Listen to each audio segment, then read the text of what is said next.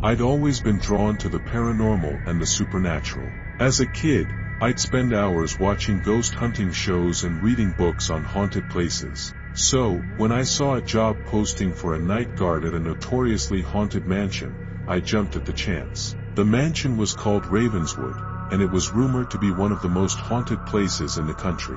The story went that Ravenswood was built on an ancient burial ground, and the spirits of the dead were still roaming the halls. I arrived at Ravenswood on a crisp autumn evening, just as the sun was setting. The mansion loomed above me, its towering spires and turrets reaching towards the sky like skeletal fingers. As I entered the mansion, I was greeted by the caretaker, an old man named Mr. Jenkins. He was a gruff, no-nonsense kind of guy, but he seemed to have a kind heart. "Welcome to Ravenswood," he said, as he handed me a large key ring. "You're the new night guard, I presume?" I nodded, and he showed me to the security office. It was a small room filled with monitors and cameras, all of which seemed to be trained on different parts of the mansion. As I sat down at the desk, Mr. Jenkins handed me a thick binder filled with rules and regulations. "This is your guide to Ravenswood," he said. "Make sure you read it cover to cover. There are certain rules you need to follow." I took the binder, feeling a sense of curiosity. What kind of rules could be so important? As I began to flip through the pages, I noticed that there were several sections highlighted in yellow. I pointed them out to Mr. Jenkins. "What are these?" I asked. Jenkins leaned in close, his voice barely above a whisper.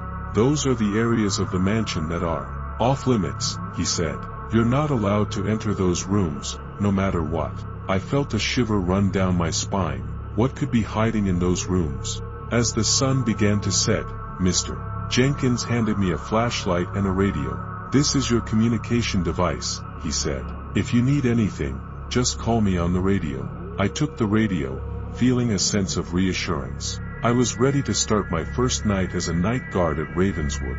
As I walked through the darkening halls, my flashlight casting eerie shadows on the walls, I couldn't shake the feeling that I was being watched. I checked the monitors in the security office, but everything seemed normal.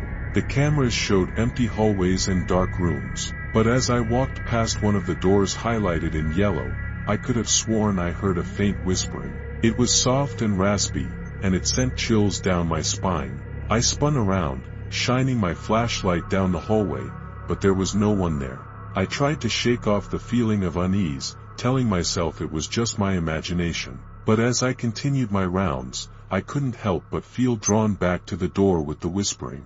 I approached the door cautiously, my heart pounding in my chest. As I reached out to touch the doorknob, the whispering grew louder. It sounded like a soft, raspy voice, whispering words I couldn't quite make out. I felt a chill run down my spine as I realized that the voice was coming from the other side of the door. Suddenly, the whispering stopped. The silence was oppressive, and I felt like I was holding my breath. I slowly turned the doorknob and pushed the door open, shining my flashlight into the darkness. What I saw made my blood run cold.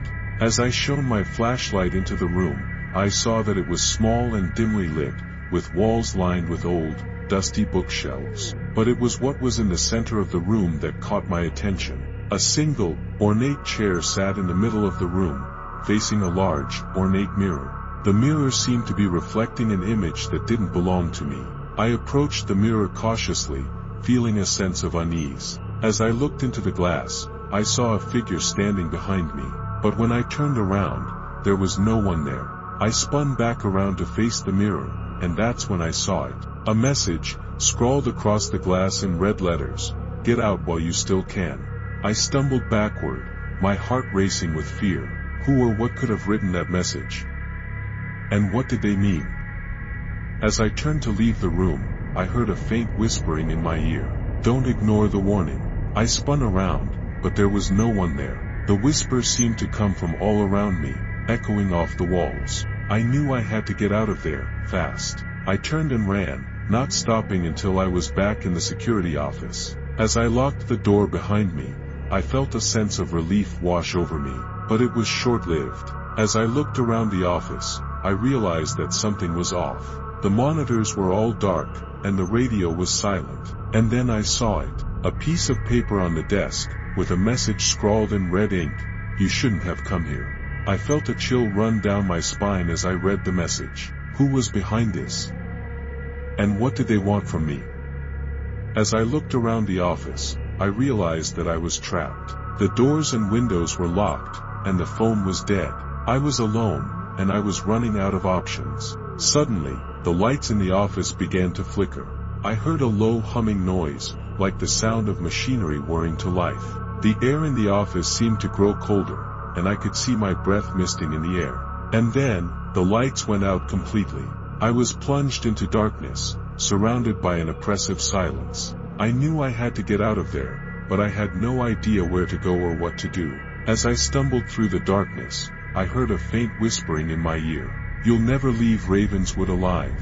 I stumbled through the darkness, desperate to find a way out. I tripped over chairs and stumbled into walls, but I kept moving. As I moved, the whispering grew louder, more urgent. I could feel the words crawling under my skin, making my flesh crawl. I knew I had to keep moving. I had to find a way out of Ravenswood before it was too late. Suddenly, I saw a faint light in the distance. It was a door, slightly ajar. I stumbled towards it, my heart pounding in my chest. As I reached the door, I pushed it open and stumbled through it. I found myself in a long, dark corridor, but I could see a glimmer of light at the far end. I started to run, my feet pounding the floor. I could hear the whispering behind me, growing fainter with every step. But I knew I wasn't safe yet. I had to get out of Ravenswood, and I had to do it fast. As I reached the end of the corridor, I saw a door that led outside. I pushed it open and stumbled through it, gasping with relief. I was outside. I was free. But as I looked back at Ravenswood, I saw something that made my blood run cold. The windows were filled with faces. Faces that were watching me, waiting for me. And I knew that I would never be free from Ravenswood's grasp. I stumbled backward, my eyes fixed on the faces in the windows. They were watching me, their eyes cold and unblinking. I turned and ran, not stopping until I was back in my car. I locked the doors and started the engine, my heart still racing with fear. As I drove away from Ravenswood, I couldn't shake the feeling that I was being watched. I kept looking in the rearview mirror, expecting to see the faces from the windows staring back at me, but there was never anyone there. I drove for hours, trying to put as much distance between myself and Ravenswood as possible, but no matter how far I went, I couldn't shake the feeling of being haunted. And then, just as I was starting to relax, I heard a faint whispering in my ear. You'll never escape Ravenswood.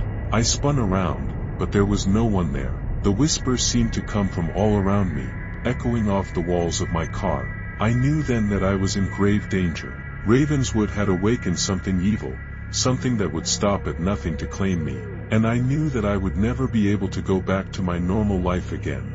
I drove for hours, trying to shake off the feeling of being haunted, but the whispering continued, echoing in my mind and making it hard for me to concentrate. Just when I thought I couldn't take it anymore, I saw a figure on the side of the road.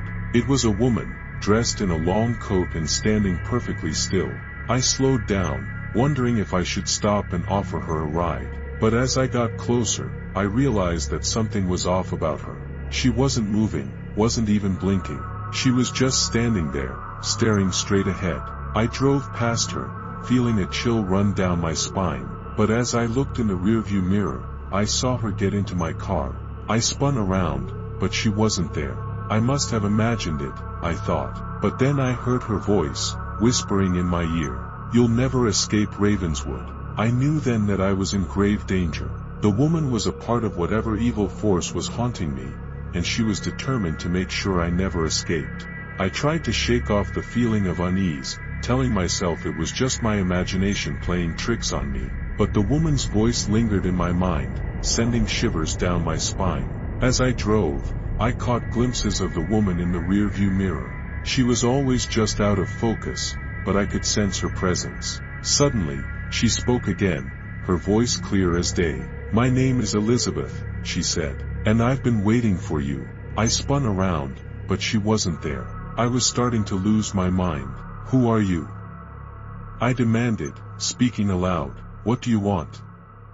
There was no response, but I could sense Elizabeth's presence growing stronger. I knew then that I had to uncover the truth about Ravenswood and Elizabeth's connection to it. I drove to the nearest town, determined to uncover the truth about Ravenswood and Elizabeth. I stopped at the local library, hoping to find some information. As I searched through the shelves, I stumbled upon an old book about the history of Ravenswood. I opened it, and a chill ran down my spine. The book told the story of Malcolm Ravenswood, the mansion's former owner. He was a wealthy and reclusive man, known for his dark and sinister reputation. As I read on, I discovered that Malcolm had been involved in the occult. He had performed dark rituals and summoned evil entities. And then, I saw Elizabeth's name. She was Malcolm's daughter, and she had been a part of his dark rituals. I realized that Elizabeth's ghost was haunting me, trying to draw me back to Ravenswood. But why? As I continued to read the book, I discovered that Malcolm's dark rituals had been part of a sinister purpose. He had been trying to summon an ancient evil entity, one that would grant him immense power and control. But the ritual had gone wrong, and Elizabeth had been consumed by the entity. Her spirit had been trapped in the mansion, forever bound to the evil force. I realized that Elizabeth's ghost was trying to draw me back to Ravenswood because I was the key to unlocking the entity's power. I felt a chill run down my spine as I realized the true horror of Ravenswood. I had to get out of there, and I had to make sure that the entity was never unleashed. But as I closed the book, I heard a faint whispering in my ear. "You'll never stop it," Elizabeth's voice said. "The entity will be free, and you'll be the one to unleash it." I knew I had to act fast. I couldn't let Elizabeth's ghost manipulate me into unleashing the entity. I decided to confront her once and for all. I drove back to Ravenswood, my heart racing with anticipation. As I entered the mansion, I called out to Elizabeth. "Elizabeth, I know what you're trying to do," I said, "but I won't let you manipulate me." There was no response, but I could sense her presence. I followed the feeling to the room where I had first seen her. As I entered the room, I saw Elizabeth standing in front of the mirror. She turned to face me, her eyes black as coal. "You'll never stop it," she hissed. "The entity will be free, and you'll be the one to unleash it." I stood my ground, determined to resist her manipulation. But as I looked into her eyes, I felt a strange sensation. It was as if I was being pulled into her world. Suddenly, I was transported to a dark and twisted realm. I saw the entity, a monstrous creature with glowing red eyes. Elizabeth's voice whispered in my ear, "Unleash it." I felt a surge of energy course through my body as I gazed upon the entity. It was as if I was being consumed by its power. Elizabeth's voice grew louder, more urgent. "Unleash it," she whispered. "Let its power course through you." I felt my resistance weakening, my willpower crumbling. I raised my hands, and as I did, the entity began to glow with an otherworldly light. The light enveloped me, and I felt myself being lifted out of my body. I was floating above the room, watching as the entity's power surged through me. I knew then that I was doomed. I was going to unleash the entity's power, and there was nothing I could do to stop it. As the light grew brighter, I felt myself being pulled back into my body.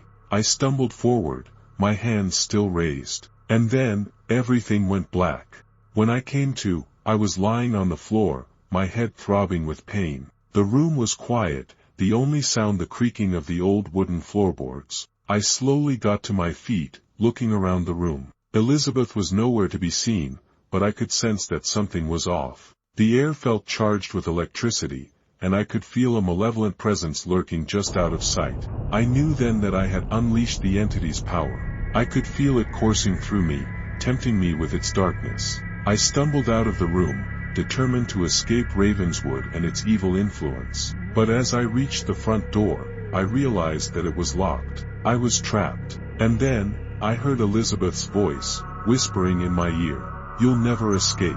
I was trapped in Ravenswood, at the mercy of the entity and Elizabeth's ghost. I knew I had to find a way out, but every door I opened led only to more twisted corridors and dark chambers. I stumbled through the mansion, desperate to escape, but every step I took seemed to lead me deeper into the heart of madness. I began to lose track of time, unsure if it was day or night. The entity's power coursed through me, fueling my terror and confusion. And then, I saw Elizabeth again. She was standing in front of me, her eyes black as coal. "You'll never wake up," she whispered, her voice dripping with malice. I tried to scream, but my voice was trapped in my throat. I was frozen in terror, unable to move or escape. And then, everything went black.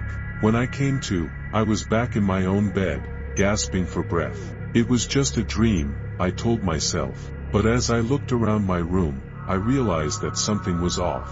The shadows on the walls seemed twisted and sinister, and I could feel the entity's presence lurking just out of sight. I knew then that I was still trapped in Ravenswood's endless nightmare. I tried to shake off the feeling of unease, telling myself it was just a dream. But as I looked around my room, I realized that the shadows on the walls seemed to be moving of their own accord. I threw off the covers and got out of bed, determined to face my fears head-on. But as I walked to the window, I saw something that made my blood run cold.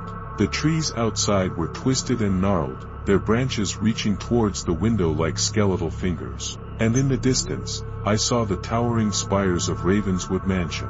I knew then that I wasn't in my own home. I was still trapped in Ravenswood's endless nightmare. I spun around, determined to find a way out. But as I turned, I saw Elizabeth standing behind me. "You'll never escape," she whispered, her eyes black as coal. I tried to scream, but my voice was frozen in my throat. I was trapped, and I knew it. And then, everything went black. When I came to, I was sitting in a chair, staring at a television screen. The TV was showing a news report, and the anchor was talking about a mysterious mansion that had been abandoned for decades. As I watched, the camera panned across the facade of the mansion. It was Ravenswood. I knew then that I had been trapped in Ravenswood's nightmare for real, and I knew that I would never be able to escape. The TV screen flickered and went black, and I was plunged into darkness. And that's when I heard the voice. "Welcome to Ravenswood. You'll never leave." The end.